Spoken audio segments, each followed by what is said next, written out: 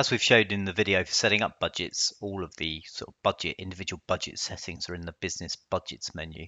But if you head to business and settings and go to the budgets tab, there's a bunch of settings here.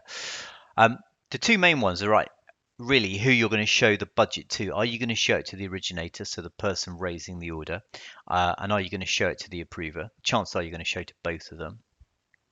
This setting here include draft orders in pending. Obviously, when you raise a purchase, the allocation of the budget can go into pending. So it could be pending approval or pending sending to the supplier. So what you can do is also include draft purchases there. So if somebody raises a purchase, puts it into the draft, you can actually have it in there as well. The really important setting is actually the commit. When is a budget committed? It's either on approval or it's on send to the supplier. We don't have on create.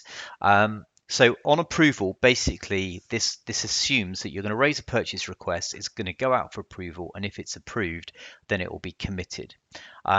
If you effectively want on create, then create a very basic workflow which will always approve. So it could be something like, only requires approval if it's greater than £9 million or something. So there's always a way to overcome things in Zahara, but just be very wary of that. Unless you send to the supplier through Zahara, through part of a workflow or sending it manually, that's not going to happen.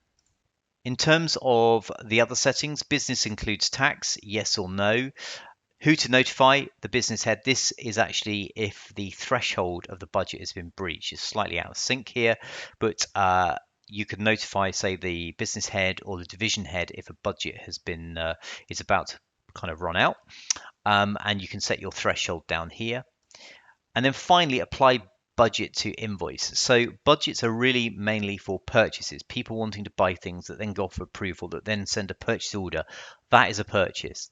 If you get an invoice in for, say, the marketing department, there's no purchase, but you want to apply it to the budget, then that's absolutely fine. You would have to have apply to budget switched on. You would be recording the invoice through Zahara, like plus new invoice, for example. And then if we recognize that you're recording this invoice for a division or project where a budget exists, then we will offer you the ability to apply that to the budget. You've got a couple of other settings, for example, not only apply it to the budget, but create a retrospective PO as well. You can also enable a workflow step of apply to budget, and then the apply part would be on approval. So for example, you record an invoice, it goes out for approval, you'll have a workflow step of apply to budget, and then you will apply it on full approval. Okay, so I hope that's been useful.